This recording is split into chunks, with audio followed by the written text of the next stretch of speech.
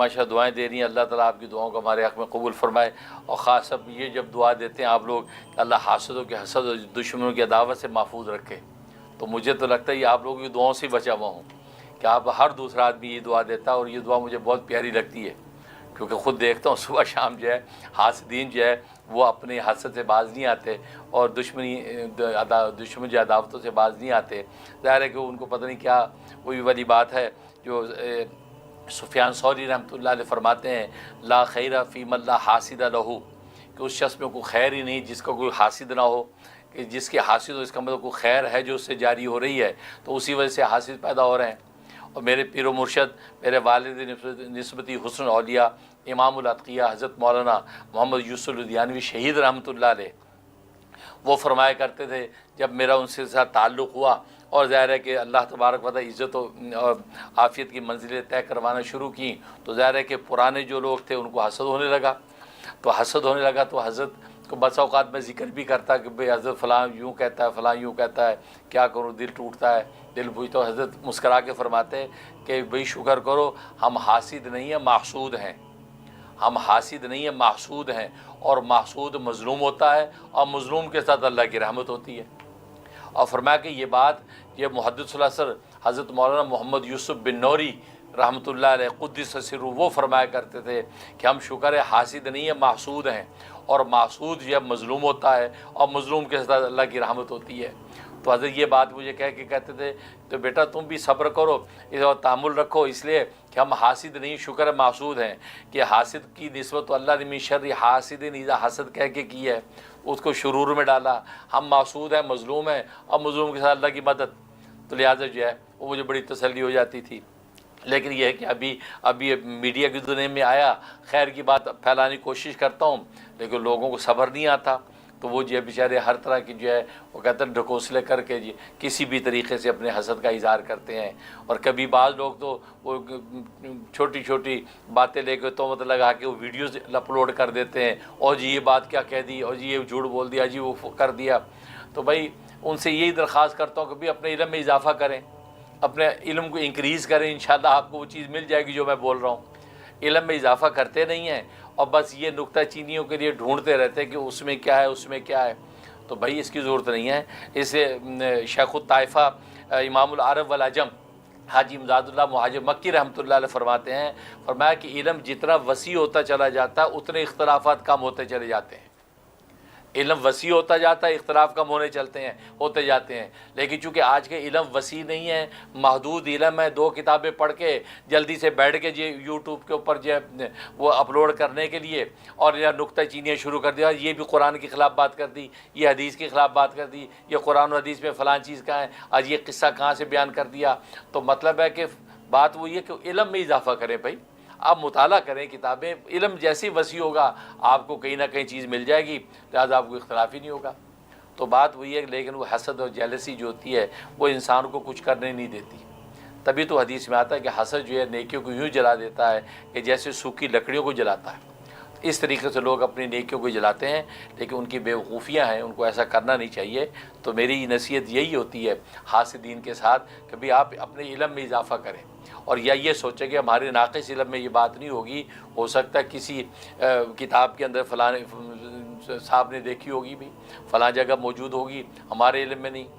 نکتہ چینی کے لیے آپ کے جو اہل علم ہی رہ گئے ہیں، نکتہ چینی کے یہود و نصارہ کافی نہیں ہے آپ کے لیے، یہود و نصارہ پہ نکتہ چینی کریں۔ بڑے بڑے پادری اور بشپ جو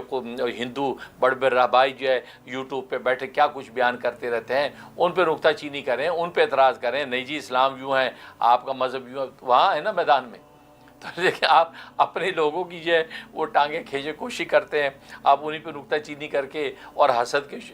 کی آگ اپنے آپ کو لگاتے ہیں، تو حالانکہ نقصان کسی دوسرے کو ہونے والا کچھ نہیں ہے، اور خاص طور مجھے تو کیا نقصان ہونا ہے، میرے پیچھے ویسے بڑے بڑے اولیاء کاملین کی علمدہ تائید اور رسول اللہ صلی اللہ علیہ وسلم کی شفقت ہے، تو انشاءاللہ کچھ بگڑنے والا نہیں ہے۔ لیکن آپ لوگ کم از کم اپنے دین و ایمان کو نہ بگاڑیں۔ حاسدین سے میری یہ درخواست ہوتی ہے اپنے علم میں اضافہ کریں، علم میں اضافہ نہیں ہوتا تو پھر یہ کہ خاموشی اختیار کریں، اور عمل ہو سکتا ہے میری بات پہ کریں، نہیں عمل ہو سکتا تو بھئی آپ کسی اپنے جو من پسند آپ کا اسکالر اس پہ عمل کریں، لیکن یہ کہ ایسی چیزیں پھیلا کے کنفیوژن پیدا کرنا اور پھر لوگوں کے قلوب کو اور سیاہ کرنا حسد سے، اور آپ کا یہ سنت سیئہ آپ کے ذریعے سے جاری ہونا، یہ آپ کے لیے کوئی خیر کی بات نہیں ہے،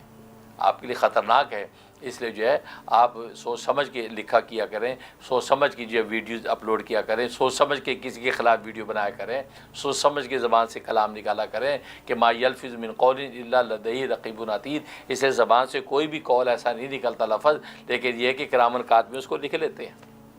اور پھر آخرت میں آپ کو پوچھو گی، دنیا میں اس کا وبال ہوگا۔ تو اس لیے یہ دعا مجھے بڑی پیاری لگتی ہے کہ جب لوگ یہ دعا دیتے ہیں کہ اللہ آپ کو حاسدوں کے حسد اور دشمنوں کی عداوت سے محفوظ رکھے، تو میں دل کی گہرائی سے اس پہ آمین کہتا ہوں، کیونکہ ظاہر ہے کہ ان لوگ، اور پھر مزے کی بات یہ حاسدین پہ آٹے میں نمک کی طرح ہوتے ہیں، کیوں میں تو جانتا ہوں آٹے میں نمک کی طرح ہوتے ہیں۔ اچھا نمک کا اثر پورے آٹے میں محسوس ہوتا ہے، لیکن آٹا ہوتا زیادہ ہے، نمک ہوتا ہے ایک چٹکی،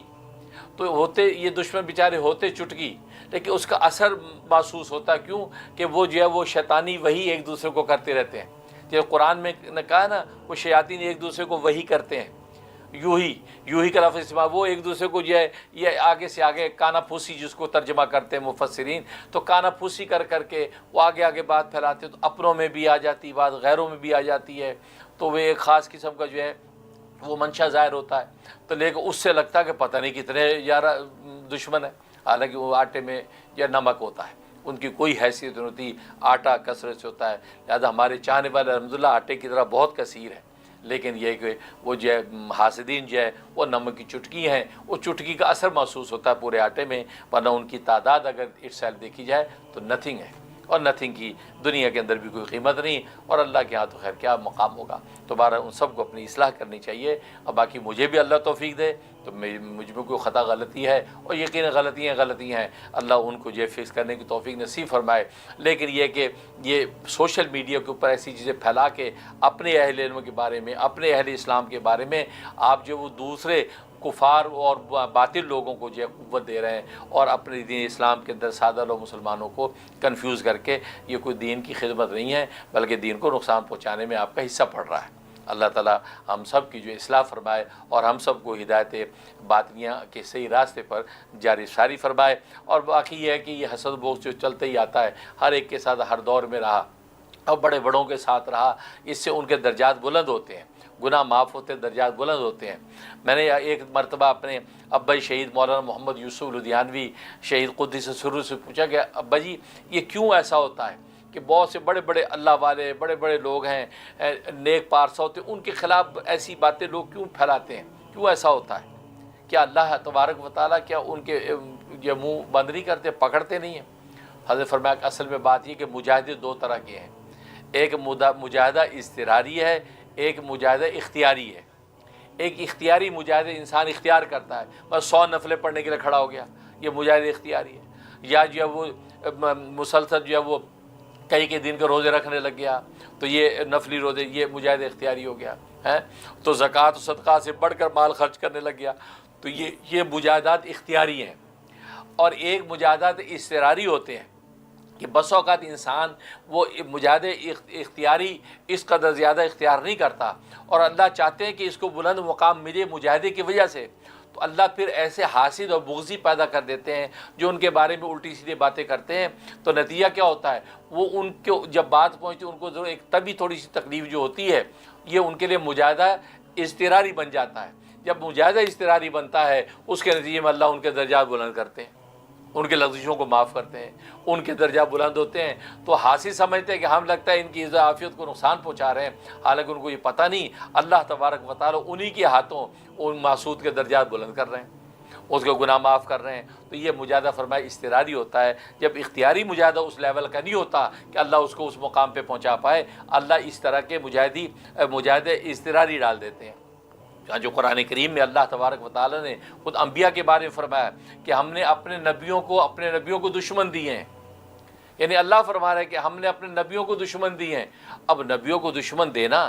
یہ کوئی خیر کی بات تو نہیں تھی، کیوں دیے؟ نہیں، اس لیے دیے کہ نبیوں کو دشمن دیے، نبیوں کے ساتھ دشمنیاں کرتے ہیں، تو نبیوں کے درجات بلندی کا باعث بنتا ہے، ان کے درجات عالیہ کا باعث بنتا ہے۔ اس لیے قرآن کریم میں اللہ نے یہی کہا کہ دشمن اگر کسی کے پیدا کیے جو صحیح طریقے سے دین کا کام کر رہا ہے، اپنے نظام کے مطابق وہ جو قرآن سنت کے مطابق چل رہا ہے تو اس کے اگر حاصل دشمن پیدا ہوتے ہیں تو گویا کہ اللہ تبارک و تعالیٰ نے وہ دشمن اس کے پیچھے لگائے تاکہ اس کے مزید درجات بلند ہوں، اور بلند ہوتے چلے جاتے ہیں، اور وہ جو ہے حاسدین کا مکالہ ہوتا رہتا ہے اور وہ حسد کی آگ میں جلتے رہتے ہیں۔ تو یہ ہے، تو اس لیے جو ہے ایسا ہوتا ہے۔ تو یہ دعا جب مجھے دی جاتی ہے تو مجھے تو خیر بہت لطف آتا ہے، اگرچہ میں تو خود خطا کا پتلا ہوں، خطائی خطا ہے، طالب علم ہوں، مجھے کسی قسم کا کوئی دعویٰ نہیں ہے۔ ہاں دعا ضرور ہے کہ دعا ضرور کرتا ہوں، اخلاص کی بھی اور اشاعت دین دفاع اسلام کو علی منہاج السنہ کرنے کی بھی دعائیں ضرور کرتا ہوں، دعویٰ نہیں ہے۔ اللہ تبارک و تعالیٰ قبول فرمائے۔